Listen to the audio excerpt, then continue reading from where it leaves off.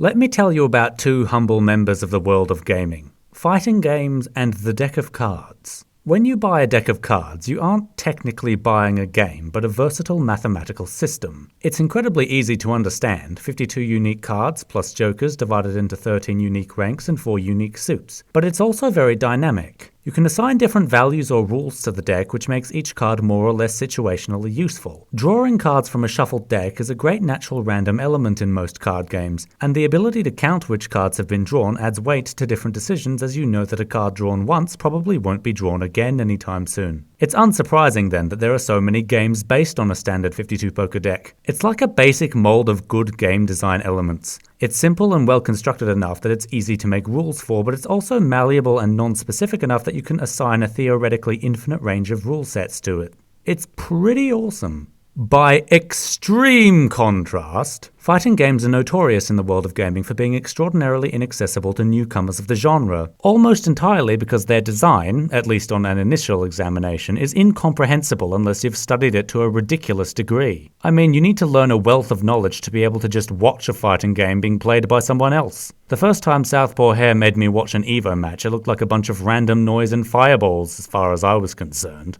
And if you want to actually play a fighting game, then you have to learn and memorize decadent numbers of elaborate button combinations, the priorities of each move in relation to other moves, frame traps, hitboxes, the move cancelling, focus things, meter management.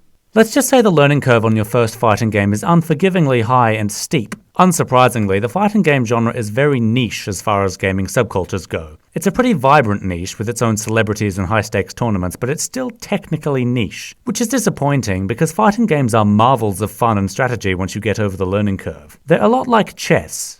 Actually, on second thoughts, no they aren't, because professional fighting game matches don't end in a draw 50% of the time. They're a lot like good strategy board games, but sped up, where moves counter other moves, you manage your health, manage your resources, try to anticipate what your opponent wants to do and counter it. Even those seemingly nonsensical and droll fireballing matches have underlying strategy to them, if you can believe that. I couldn't. It's hard to articulate why, but the strategic play of fighting games has its own unique flavor to it that you can't really replicate to its fullest elsewhere in gaming, which is why it's such a shame that the layman finds it so difficult to get into. So here's a question for you: what happens when you take the gameplay of your typical fighting game, say Street Fighter 2, and map that gameplay style onto a system of a 52-card poker deck in order to merge the deep and complex strategy of fighting games with the elegance and understandability of cards? Well, you'd probably get something like Yomi by Sirlin Games, a fighting card game which you should totally play. Okay, this seems like a really weird angle to pitch a game from, but given that it was kinda elaborate, I'm going to assume that I've at least got your attention. This video is going to be very different from my normal ones, as this is primarily a consumer review, which is something I don't usually do on this channel. But nevertheless, here to help me is my good friend and fighting partner, Chris, aka Southpaw Hair. Hi again, everyone. As per the usual, say hi to him in the comments section. We'll give you a space cookie if you do. We won't, but it's the thought that counts. By the way, if you guys and gals are interested, Southpaw Hair records matches of Yomi with a bunch of people, which you can watch if you'd like to get a more direct demonstration of how the game is played. Also, they are thoroughly entertaining. You can head on over to my channel after the review if you want to see the full videos. Nick and I, and sometimes our friend Randy or others, have gotten into quite the wacky scenarios, let me tell you. So, you were definitely saying that Trock was a likely pick for Thilo. What about Gwen with Viva Fringe? Do you think that's typical or atypical? Well, he says he's reading his cards, so it's either really atypical or he really is out of practice. So for the fighting game players in my audience, or those of you in the audience who are just interested in game design, the pitch to you is that Yomi is a fascinating and well-designed game that utilizes a bunch of solid and balanced mechanics to facilitate roughly the same essential high-level strategic gameplay as fighting video games, but in a translucent board game setting. Which is basically the equivalent of saying that it's like a fighting game, but the unforgivably high and steep learning curve is less high and less steep. It's still got a nice high skill ceiling for players who want to dedicate time and effort into mastering the game, but it's now reasonable for a casual player to attempt to get into. And for those members of my audience who maybe haven't considered getting into fighting games, the pitch to you is that it's really fun. Which isn't helpful information, I know, but the rest of what we have to say from here forward should help you decide if you want to give it a try, if I've done my job properly. The first thing you'll probably notice about Yomi is that there was an enormous amount of care and effort put into the look of the game. You have a roster of 20 different characters to choose from, and each character is represented by a different poker deck of 52 cards plus jokers. The decks are absolutely saturated with awesome high-quality anime-style artwork that shows the characters performing the moves on the cards. They even have unique card backs for each deck. The fact that this kind of level of quality is maintained for all 20 characters is certainly something for a card gamer to be happy about. The graphics undoubtedly make the game more awesome, but they aren't just thrown in haphazardly like in Nick's videos. The general theme is meant to reinforce the idea that this is supposed to be a fighting game in a card game format, and each of the individual characters' themes are a loose interpretation of their general gameplay style. For example, Geiger's deck represents a character who has a highly methodical and reserved play style, in which he can take time to build up over the long term, and eventually hit a sort of critical mass and execute the highest damaging combos in the game. Thematically, Geiger himself is a time-manipulating scientist, patient, precise, and logical, and enacts long-term plans, which usually involve hitting you in the face with solidified chrono energy. Another good example is Truck, who's a big, muscly, minotaur-looking guy. You can pretty much tell just by looking at him that he's good at grappling and hits like a truck. Some of the characters in Yomi will deliberately evoke characters from established fighting games, especially the Street Fighter series. For example, Grave is obviously supposed to be Ryu, Satsuki is very obviously supposed to be Ibuki, Minoker is very obviously supposed to be Akuma, and so on. And their decks are built to loosely emulate the gameplay styles of those characters that inspired them. On the flip side, there are also characters in this game that have gameplay styles that can only be facilitated by a deck of cards and couldn't easily be replicated by a video game, such as Gloria, Lum, Persephone, and so on. All 20 characters have widely diverse gameplay styles, so you'll get your money's worth, and it'll be pretty likely that you'll find at least one character that you like. That's fine, I love Argagard. Oh dear, you're gonna regret that. I'm bad at this, okay? I don't know how to pick characters for you guys, because you guys all are characters that you like. I only have one.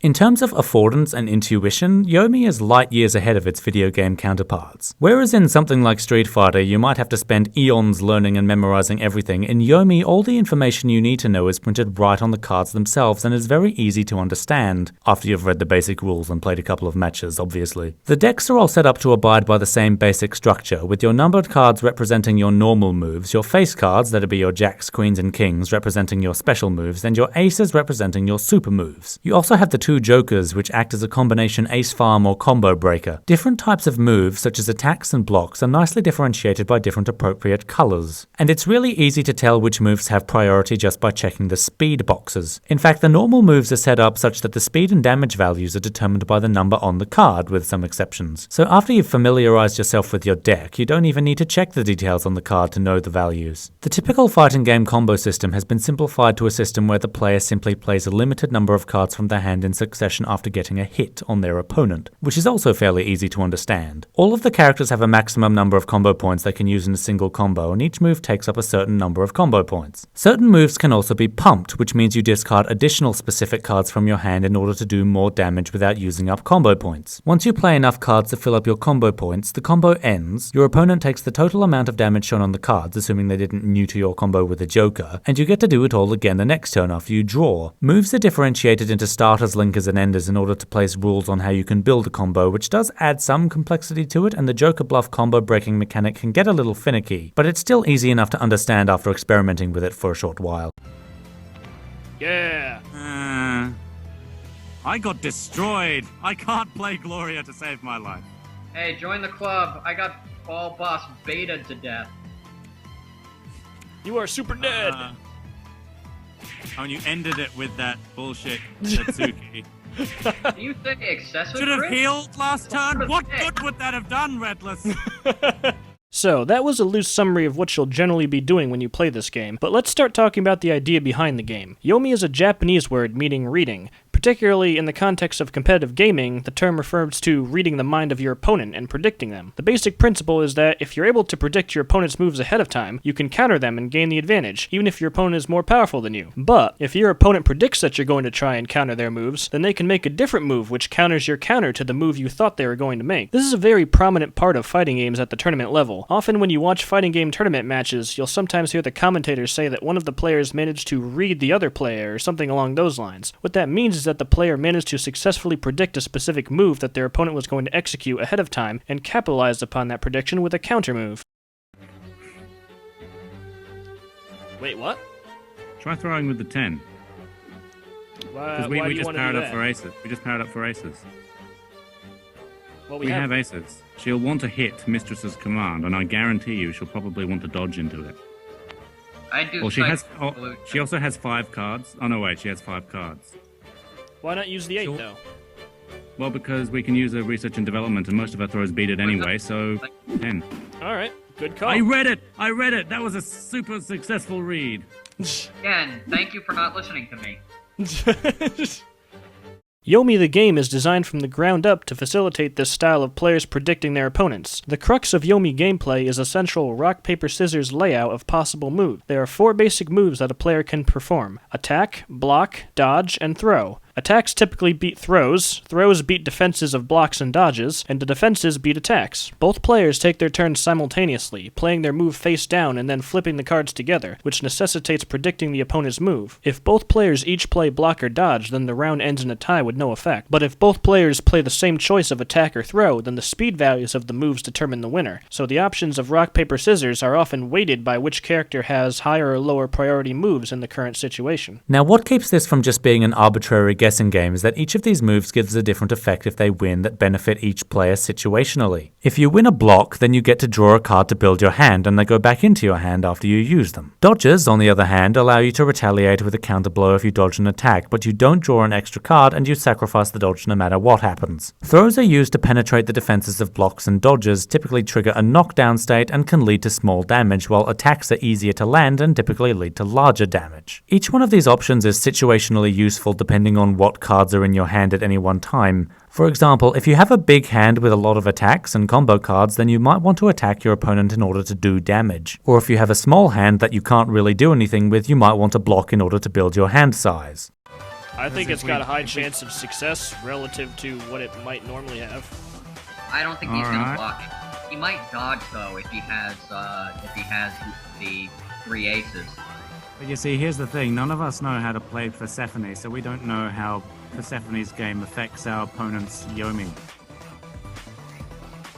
This was actually a very poor decision to play Persephone. It's fun. Let's go with it. I want to do Joker. What do you guys want to do? Joker. Play the Joker. We had to play Persephone eventually. He blocked again. What is... Where are all these blocks coming from? What's the point? What am I fighting for? They're working, but why?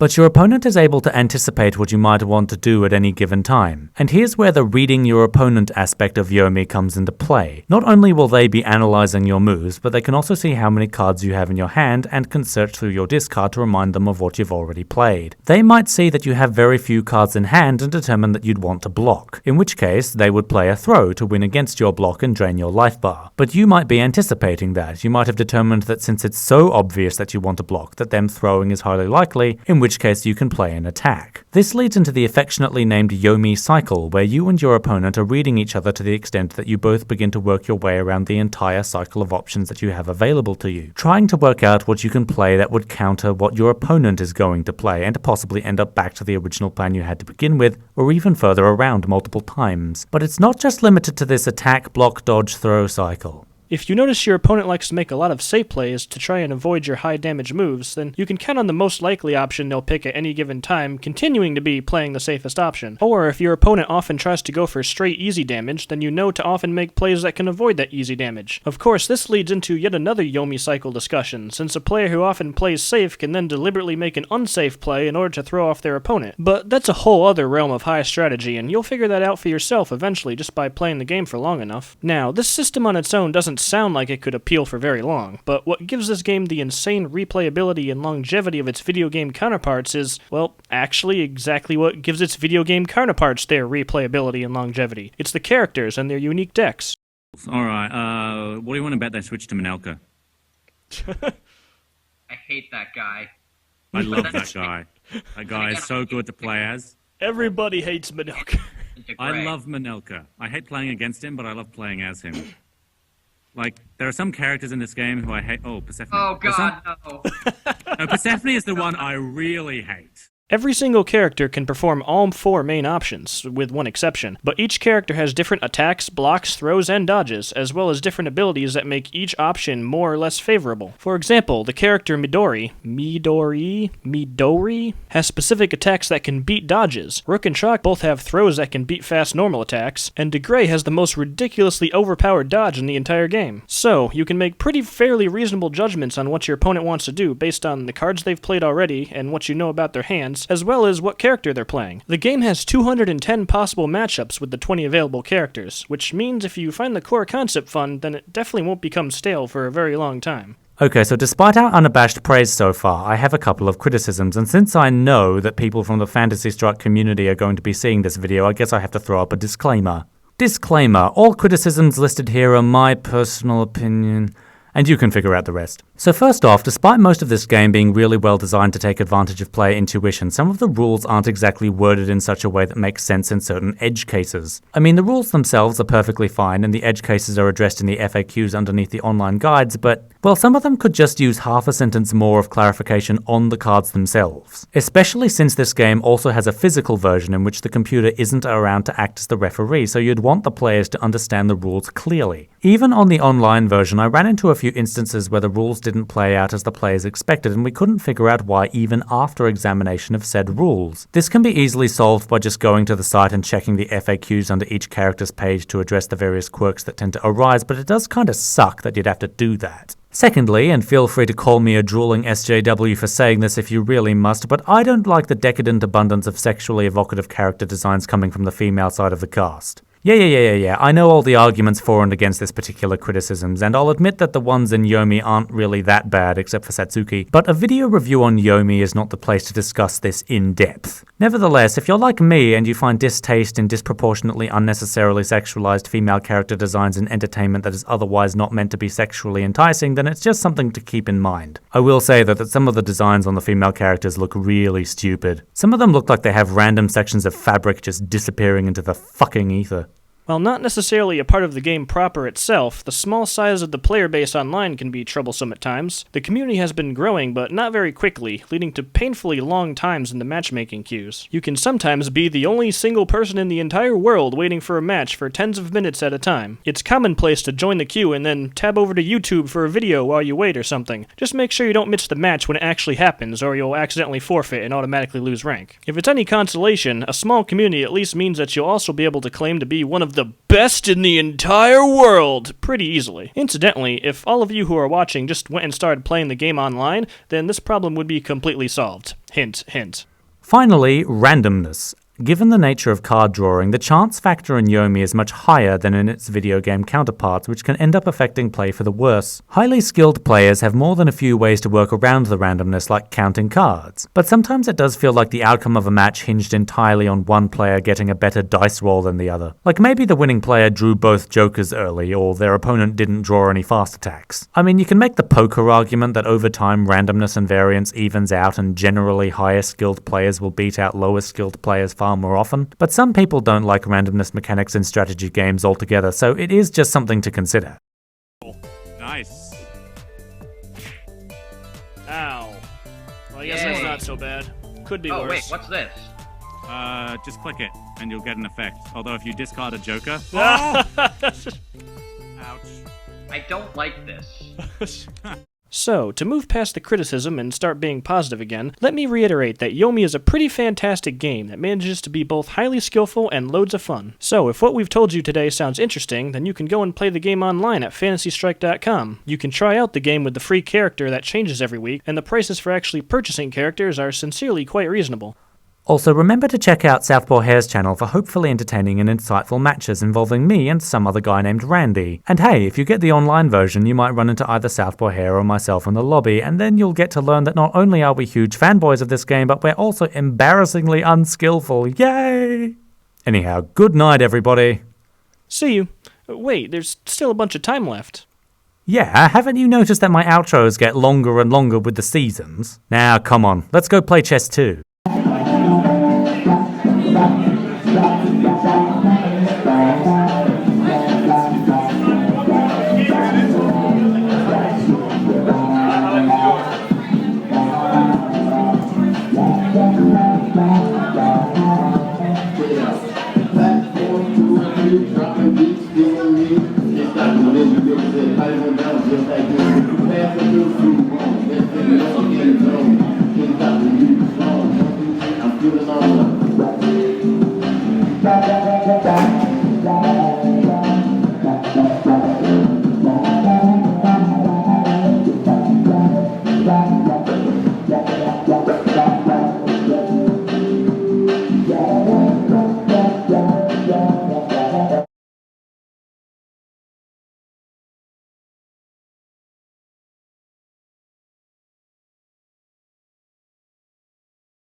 But like my friend, he had a freaking air horn, and we had just finished our last exam, and we're walking through the hallway, and he goes to his locker, and I don't even know what I didn't know at the time. I thought he was just getting his stuff because we were gonna go to his house after and like play video games. But before I knew it, I'm a freaking accomplice to his crime. Just pull an air horn out and blasts it right down the hallways after our last exam. And I'm like, oh shit, now I'm in trouble too. Just like the most possible thing. We just freaking ran as fast as we could. Anyway, back to the match.